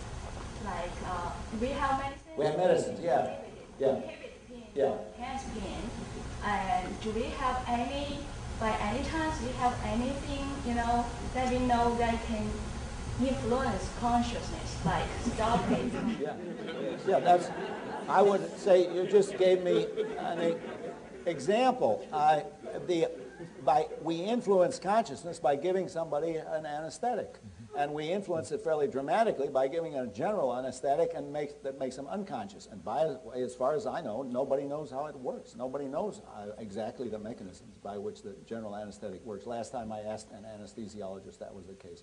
And of course, if you think that, well, there's some doubt about whether or not brain processes of chemicals can affect consciousness, I test it every evening by ingesting a substance called Cabernet Sauvignon in rather larger quantities, and there isn't any doubt that this has an effect on my consciousness. So we're affecting consciousness all the time by these biochemical and chemical means.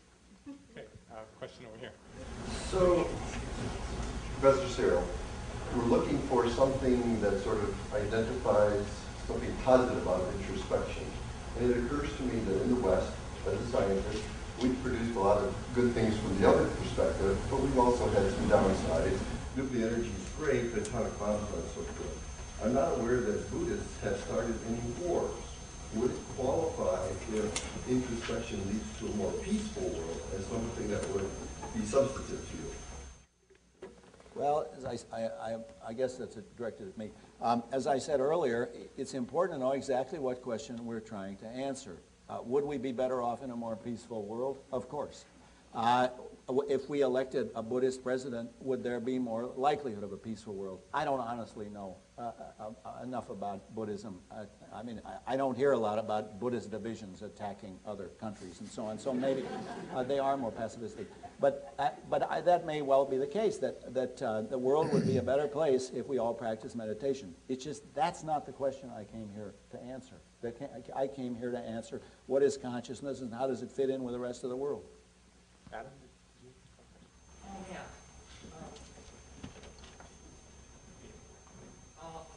What amount of correlation would convince you of causation? So the Cabernet, which alters conscious experience through a physical mechanism, or the fact that you can, using certain types of brain stimulation with magnetic fields, you can alter cognitive processes directly, or just lesions. What would convince you that, or is it even possible, but what would convince you that when you die you're dirt? Well, for us to know that when you're died, just let me translate that into my English, that consciousness vanishes without a trace. Just like the fluidity of water, vanishes if you destroy all the H2O molecules and the like. There would be a very straightforward way to coming to that conclusion, and that would be to identify, to know with certainty what the necessary and sufficient causes for consciousness are. We don't. We don't even know what the necessary causes are. As John Searle has commented in one of his books, we don't even know what the correlates of consciousness are. So I don't at all mean to disparage neuroscience for unveiling an enormous amount of knowledge about the mind, about schizophrenia, mental illnesses, motor perception, memory, and so forth. we come back to the basic issues. What's the nature of consciousness? No definition. Can we detect it? No. What are the necessary and sufficient causes? Don't know. So I really see John Searle's position here as faith-based. That is, we don't know, but he has faith in future generations of neuroscientists that they will figure it out, and it's really their problem and not for the philosophers. Yeah. But when we say that, or when John Searle says that consciousness is not spooky, you're not a property dualist, but he's a feature dualist. He'll say that there are higher order patterns of neuronal activity. I don't doubt that. But exactly why would you equate those with consciousness? Because actually they're invisible. You can identify higher order patterns of neuronal activity. That's no problem. But why should you equate them with consciousness or states of consciousness? Merely because they're simultaneous? That's very weak. It's not logically or empirically rigorous. So we don't know what consciousness is. So as soon as we know what the necessary and sufficient causes are, when exactly his dog became conscious? Was it in the first month? The fourth month? Fifth month? When exactly? What were the necessary and sufficient causes? We don't know. I think we'd have no debate about abortion, really, because these are a lot of good-hearted people on both sides of the fence who don't want to be murderers. When exactly does a human embryo become conscious, and specifically human conscious? The fundamentalist right doesn't know, nor do the scientific materialist or the brain scientist. They don't know, therefore we're all shouting in the dark. So we'll know something about what happens at the end of life when we know what are the necessary causes for the beginning of consciousness in any embryo, human or otherwise. And we don't know. Here we are. Can I Response just... from John, for sure. Yeah, okay. Jump in. The answer to that is we know an awful lot. We know what consciousness is because each of us is a conscious being. I don't have any problem identifying consciousness. I live it. Secondly, we don't have any problem detecting it in other people. We know its functions. It has a rather large number of functions. For example, one of its functions is when I'm thirsty, it enables me to grab a glass and drink out of it.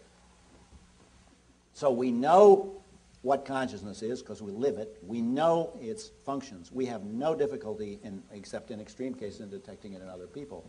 Now, we do not know exactly how it is caused in the brain. But when we hear that we don't know how it's caused in the brain, do we hear that as a call for despair? No. That's a call for further investigation.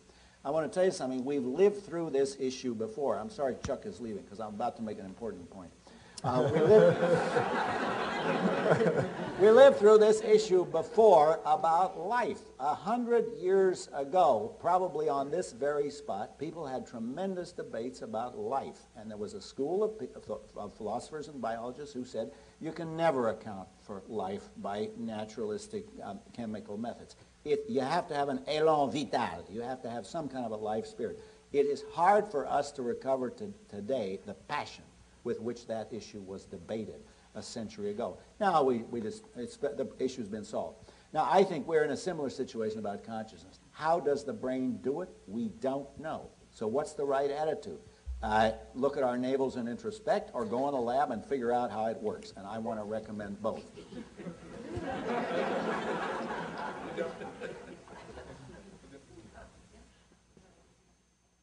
You, yes. I thought you raised your hand.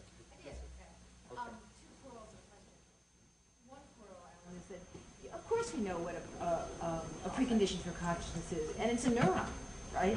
If you don't have a neuron, you don't have consciousness, and you can say that in embryology, and you can certainly say that in a lot of different situations, including the medical one that our colleague alluded to. The other quarrel is Buddhists aren't the only religious faith tradition of long and passionate intensity that believed in training the mind, and of course my tradition of the Talmud, which has nothing to do with introspection particularly, but has to do with puzzles and games as a way of concentrating attention, but has nothing to do with it. It's just merely another way of training the mind. But I wouldn't suggest Talmudic study as a way to answer the question of where the neurocorrelates of consciousness are. It's an interesting thing, and it makes the world, I think, cheerier and better, though not less violent, but cheerier and better, right? So that's a good thing too, just like Buddhism might.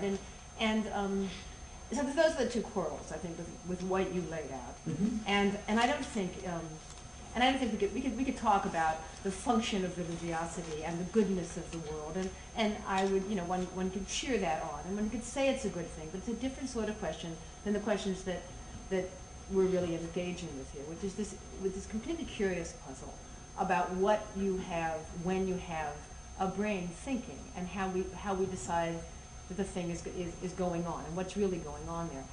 I want to ask then the question, which is, the next thing that happens is we aren't, of course, just in qualia. We make choices, moral choices.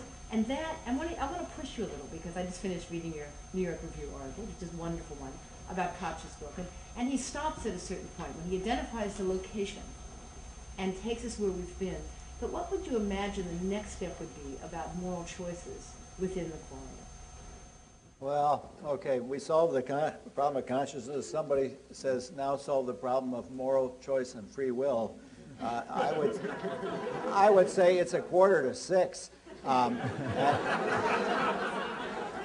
And anything I say will be hopelessly inadequate. And the single most boring thing a lecturer can do is give a footnote to his other works. But there is an article by me called Free Will is a Problem in Neurobiology. And you can find it on the web. Look on my webpage, and there is a chapter in this book I just published. But I think it's a non-trivial question. Once we've solved the problem of consciousness, we're on the way to solving the problem of free will, but we're not home yet. That is a tough one. Well, we don't have the time to go into details, but anyway, I appreciate the question. Just a question just came up in my mind. For both of you, do you believe that free will is a binary thing, or that it's something that can be developed, or that it can exist to varying extents? And what kind of mechanisms or characteristics would there be of this spectrum of free will? What kind of characteristics would there be of various levels of spectrum if it exists? Who is this directed at? Who first? Okay, look. Why do we believe in free will? You see, this is a nice pen, I like it, but I don't think it has free will, right? Now, why not? What's the big deal about us? Well, the big deal about us is not only are we conscious, but we have a very special kind of consciousness where we make free, rational decisions, or so we think. That is, we make decisions which are such that we have a sense of alternative possibilities open to us, and we think, having made the decision, all the same, we could have chosen otherwise. I voted for this guy, but I could have voted for that other guy. Now, you might say, but why couldn't that be an illusion like any other? A lot of people tell you color is an illusion. Why couldn't free will be an illusion like color? The problem with free will is you can't get rid of the presupposition. You're stuck with a presupposition of free will. You go into the restaurant, and it's an Italian restaurant. They say you want the spaghetti or the veal. You cannot say, look, I'm a determinist. Que sera, sera. And then just sit back. Because if you do that, if you do that, that is only intelligible to you as an exercise of your free will. You see, I gave a lecture about this in London, and a guy got up and said, yeah, but if determinism were proved to be true, would you accept it? And I pointed out to him, what he's saying is, if it were shown that there's no free rational decisions, would you freely and rationally decide to accept that? See, notice he didn't ask, if determinism were shown to be true, would your mouth open and affirmative noises come out? He didn't say that. He asked me about free rational decision. So we're stuck with free will. And there are a lot of cop-outs. The famous cop-out in philosophy is called compatibilism, and a lot of famous philosophers hold it. Well, free will is true, but so is determinism. All our free actions are totally determined, but they're free anyway, so don't worry about it. That's no good. That's a cop-out. We have to face up to this, and we do not have a solution. And I point the ways to possible solutions, but I don't know a solution to it. Yeah. I'm going to make a one line over here. We don't know that neurons are necessary. People in artificial intelligence wonder whether they couldn't develop a sufficiently sophisticated program that generates consciousness. It could be silicon-based. For us, neurons is necessary, but not necessarily for every. Do insect-eating plants? Might they? I don't know, but neither do the scientists. Do amoeba? I don't know, but neither do the scientists. So we don't even know that. Coming here, free will is a boondoggle because of Christianity. All of the great founders of the scientific revolution were Christians, with hardly any exceptions, until you get really pretty much in the 18th, 19th century. And free will is an enormously weighty issue in Christianity, because if you don't have free will, and you're either going to heaven or hell, then somebody else did it to you forever. And that's just too awful for anybody but a Calvinist to consider. That you could be pre-programmed to go to hell forever for something you had no choice. So the weight is enormous, and this is presuming, along with Descartes, you got an independent agent of a consciousness, an ego, a soul, immortal, immutable, carrying on from this lifetime to the next lifetime. And now does that poor little critter, for which there's no empirical evidence at all, have this so-called free will outside of the great mechanism of the physical universe that Descartes was assuming was there? Well, he was wrong on everything. The universe is not at all like a machine. Just study contemporary quantum mechanics. It ain't like a machine at all. Non-locality reigns. And so that's one problem. The notion of there being an independent ego that's got the free will, well, that's been shot down the toilet by neuroscientists and psychologists and Buddhists 2,500 years ago. So while freedom of will is this great big dead chicken hanging around the neck of philosophy ever since at least Descartes, really going back to Augustine and so forth, it's never been a big issue. Do we have free will in Buddhism? Of course we don't. In the sense of having a completely autonomous decision-making process that's not influenced by circumstances, or that's somehow operating outside of a causal nexus. So it's not binary in Buddhism. You asked that question, and in Buddhism it's not binary.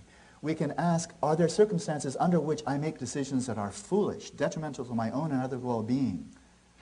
The answer is yes. Are there occasions when I do so less, when I make more intelligent decisions, wiser decisions? And then we bring in the issue of plasticity. Are the ways that I can train my mind so that I can make wiser decisions that are truly of benefit to myself and those around me, for the world at whole? And can I more and more avoid decisions that are coming out of delusion, self-centered craving, delusional hostility and aggression and hatred? And there is the great big opening. Not do I have free will, but can I be freer and freer and freer along a path of transformation, such that my choices, my conscious choices, can be more and more guided by intelligence, wisdom, and frankly by altruism and compassion as well. And there's a whole gradation. You're shaking your head. Yeah, well, I disagreed with one of the... Give him the first word, so I'll give you the last one. Well, I disagreed with the idea that it's only Christianity that stuck us with a free will problem. I don't suffer from much Christian angst. Maybe I should, but I don't. But I do think there's a serious problem about free will. And it isn't the question, are our decisions influenced by our background and history? Of course they are. The question can be stated quite succinctly. Is it the case for every human action that the antecedent causes of the action were causally sufficient to determine that action and no other, such that there's no case where the agent could have done otherwise? If that's true, determinism is true. Are there cases where the antecedent causes are not causally sufficient, where, given that the agent freely chooses one thing, he could still have chosen something else? Now that's the issue, and that issue remains. Forget about Christianity and the fact that we're all influenced by heredity and environment. Of course we are. There is still a serious question. Well, I'm sure it's the case that there are many more questions to address, but I think it's time for us to have our reception, so I invite you to continue discussing these issues together, and I want to finally thank, again, Alan Wallace and John Searle for coming here today. Thank you.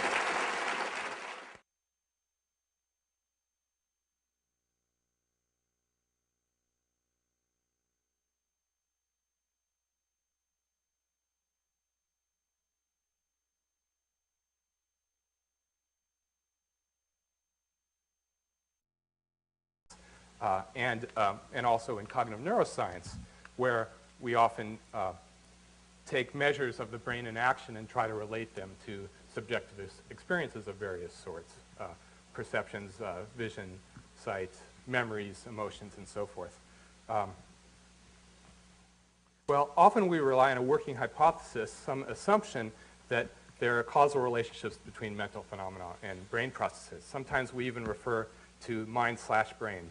And yet there are many people that have doubts about this agenda, no less the editor of Science, who recently wrote in an editorial that he thinks it's unlikely that our knowledge about the brain will deepen enough to fuse it with the mind. I'm not sure exactly what he means by that. I wish I did know. But he seems to be skeptical that we'll ever learn enough about the brain to really understand the mind. And well, certainly we need more than a bottom-up approach from neuroscience. We also need cognitive analysis. So we need both cognitive science and neuroscience, and really we somehow need to bring human subjective experience to the table if that's what we ultimately want to understand. So now let's see what Buddhism might bring to the table too. The contemplative methods, in fact, represent an empirical approach to understanding the mind. If you aren't familiar with Buddhism, you might be surprised to know that Buddhists are apparently quite willing to modify their views in the face of empirical evidence. And as the Dalai Lama has stated, Buddhism and science are not conflicting perspectives on the world, but rather differing approaches to the same end to expand our knowledge and understanding. And further, if science proves facts that conflict with Buddhist understanding, then Buddhism must change accordingly. So certainly there's room here for a dialogue between Buddhism and science.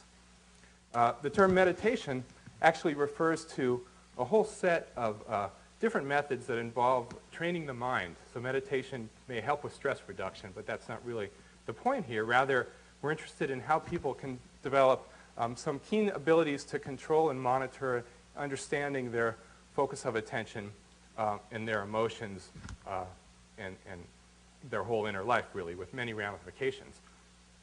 Now, in our labs at Northwestern, we're beginning to take note of what can happen in such circumstances.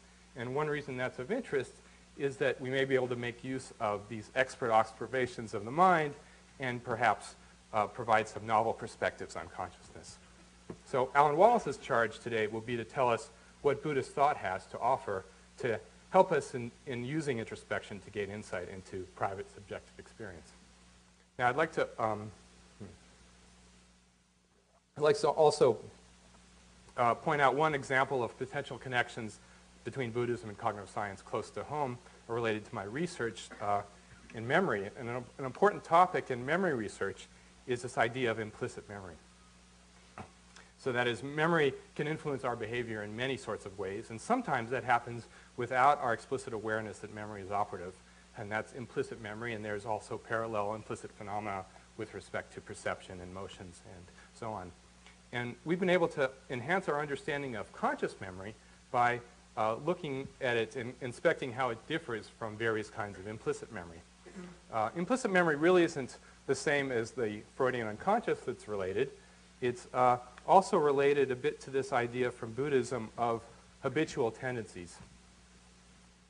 The habits and the predilections that largely determine how we act in certain circumstances and really how we think. Learning plays a big role in acquiring these tendencies in the first place. It's in a form of implicit memory. And psychotherapy, or sometimes we can figure out through psychotherapy, are there means how to adjust these tendencies. It's really, new kinds of learning, new learning in those cases. So consider this statement from Mathieu Ricard: all thoughts of attachment and aversion arise from previous conditioning.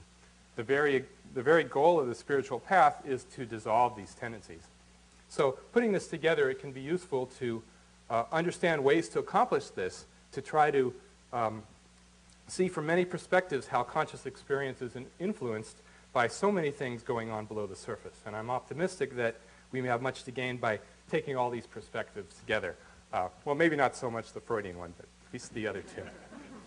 Now, one last quote here from a neuroscientist, the late Francisco Varela, who noted that the future of the mind sciences is one in which we enter into a reshaping of both how it is that we have insights about our own experience and how our own experience shapes the explanations we have of the mind.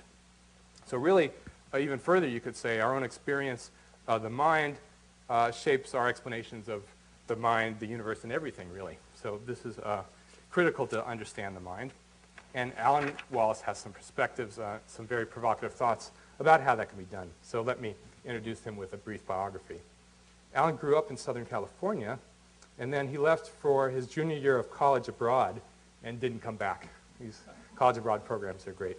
He was in Germany. While in Europe, he encountered Tibetan Buddhism. He studied the Tibetan language in Germany, went on to a Buddhist monastery in Switzerland, and then he journeyed to India, where he spent many years in training as a Tibetan Buddhist monk. Now, interestingly, part of the training that Tibetan Buddhist monks undergo also includes debates, kind of like what you see here. Let's turn that off for a second. So you can kind of hear them debating. These are groups of monks debating, and so here you hear these monks. They're debating in Tibetan, so I can't tell for sure, but perhaps they're debating something about the essential essence of the mind, something of that sort. And So today we might have, again, Alan taking a point that he's making to Searle. Hopefully Searle isn't pushing back, but Alan will slap his hands in this characteristic when he makes a point to Searle, and then we'll have Searle replying. So Alan did that for quite a while, as I understand, among the other training. Now, Alan Wallace's great expertise as a scholar and as a practitioner of Buddhism is evidenced by the many important books he has written or contributed to on these topics. Three of the most recent are Buddhism with an Attitude, the Tibetan seven-point mind training, the Taboo of Subjectivity toward the Science of Consciousness, and Buddhism and Science, Breaking New Ground, and I believe another book coming out in April on even more interesting topics as well. But note that Alan's expertise is not limited to Buddhism. In fact, he did come back from India, and he went to Amherst to finish college and get a bachelor's degree in physics and philosophy of science, excuse me. And he later earned a doctorate in religious studies at Stanford, where he wrote on the concept of attention, comparing Eastern and Western points of view. Alan subsequently taught in the Department of Religious Studies at UC Santa Barbara and is now president of the Santa Barbara Institute for the Interdisciplinary Study of Consciousness, and he's actively working on several exciting scientific projects. He's also played an important role in the Mind and Life Institute, which is an organization that has instigated many wonderful dialogues between Buddhists and scientists, and so that organization is also indirectly to thank for today's dialogue. So please welcome Alan Wallace here to start things off.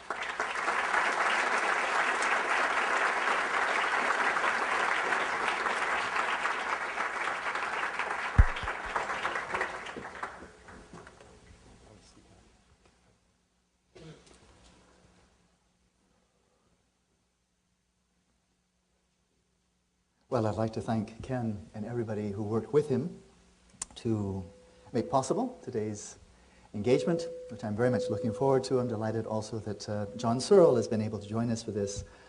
Very much looking forward to our conversation, whether it's debate or collaboration, we shall see. The topic that I'd like to address today, as you can see from the title, is metacognition. The old term was introspection, which has been so tarnished that I don't use it much anymore, but metacognition is still a scientifically legitimate term, at least the last I heard. So what possible role might there be for metacognition, our direct experience, observation of, and reporting of mental states? This can be a little bit quieter, would be good. And this, how this may pertain to the study of the mind. To place this in a little bit of historical context, to my mind, I think we've had three major revolutions in the history of science since the time of Copernicus. The first one, of course, was that of Copernicus, given an enormous amount of momentum by Galileo, so the Copernican revolution, the initial scientific revolution. And I would suggest among the various key factors that facilitated or enabled this revolution in our understanding of the physical world was the fact that Galileo took a previously discovered or developed device, namely the telescope, refined it. My name is Ken Paller, and I'm going to be moderating today's Cognitive Science Dialogue. We're here to discuss a question that I think is at the foundation of cognitive science. How can human consciousness be understood? And we're very fortunate to have two speakers with us today in a debate-like format. We'll have first Alan Wallace and then John Searle. I'd like to acknowledge the Cognitive Science Program for sponsoring this event. We hold these Cognitive Science Dialogues roughly every year, and in fact, this is the fourth time in recent years that we've covered the topic of consciousness in one way or another. It's obviously a very important topic. Now, we're also holding a reception which will be in the next room, and you're all invited for that at 6 o'clock. Then at 7 o'clock, I'd like to let you know that there will also be a further opportunity for cognitive science students and others to hold a little discussion over pizza.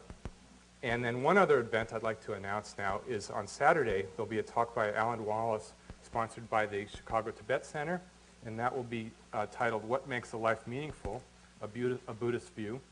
And that's going to be 4 to 6 p.m. tomorrow in room 107, Swift Hall, which is a short walk north of here. And there's some flyers posted outside about that if you need some more information. Okay. Now let me tell you about the format of today's program.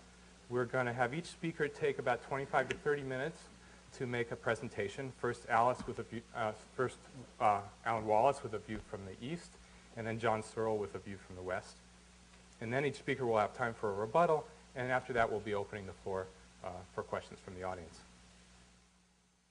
Before all that, I'm going to take about 10 minutes to share a little bit of my point of view and tell you why I decided to invite these two speakers here to Northwestern to discuss consciousness in the first place. Perhaps at the root of some of the difficulty of dealing with consciousness is this idea from Western philosophy known as the mind-body problem, the tremendous difference there is between two things, the things we commonly refer as mental, private, subjective events, and physical things, the physical world. So John Searle's charge today will be to try to describe his approach to this problem, and I'm sure he'll point out that we come to this problem from a Western philosophical tradition, this dualistic perspective of these different ways to think about mental and the physical, strongly influenced by certain philosophers from the past. I guess to say more would be putting Descartes before the horse, so I'm going to leave that to John.